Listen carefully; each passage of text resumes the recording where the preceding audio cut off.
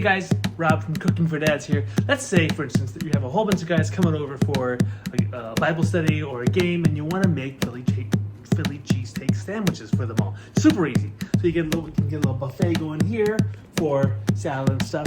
But we are going to use Gary's Quick Steak because it is such a great product. Here's how we're going to do it.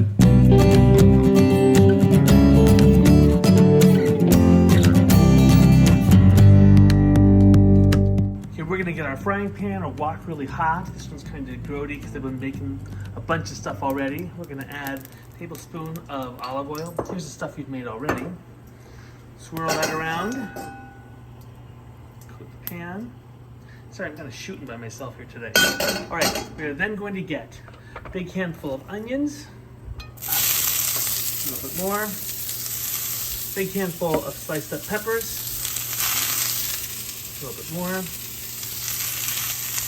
These cut down pretty far, so you want to start with a little bit more than you think. We're going to cook this for about 3 or 4 minutes until it gets just started to reduce, or it just gets brown.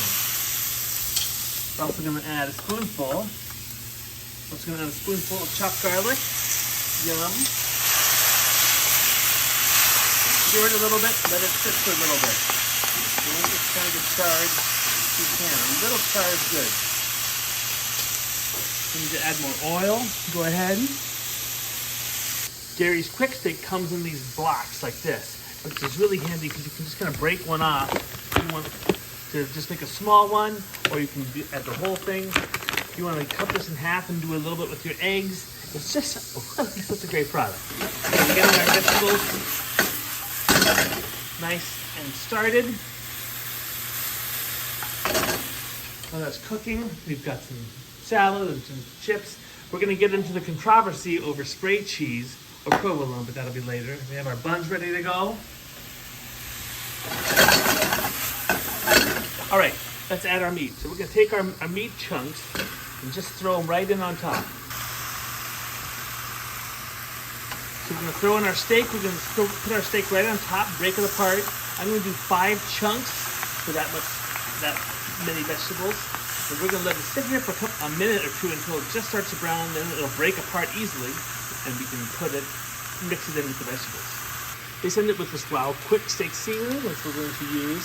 Just spread that over the meat. Use a little bit more from a previous bag because I have 5 and not 3. I add some of my own seasoned salt, if you will, and some fresh ground pepper. I'll check these. They do start to break apart really easily in just a minute or two.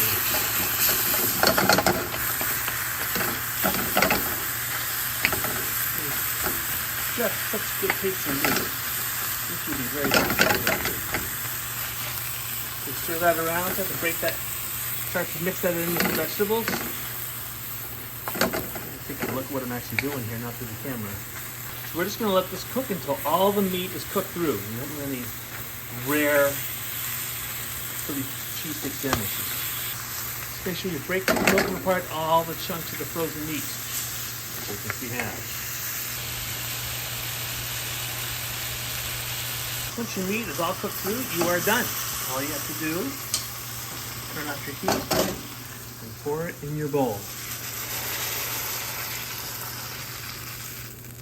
Do that as many times as you need for the amount of people coming over. I've learned you can't have too much. This stuff is so good. So then just take it and place it in a bun.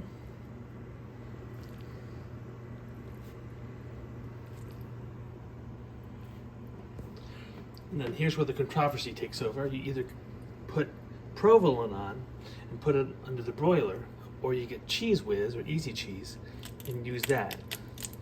There are 2 rival stands, as I understand it, in Philadelphia. One did it one way and one did it the other. And so you can do it either way. Actually, I think I like the Cheese Whiz better.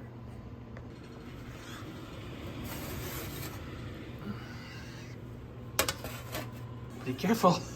When you're broiling them, you don't step away like I did and burn them. So that's how you make a little Philly cheesesteak buffet. You have a bunch of guys coming over using Gary's Quick Steak, which is super awesome. So whether you like the provolone or the cheese whiz, we're just gonna have to get along and find a way to agree to disagree. So cook well, it is worth it.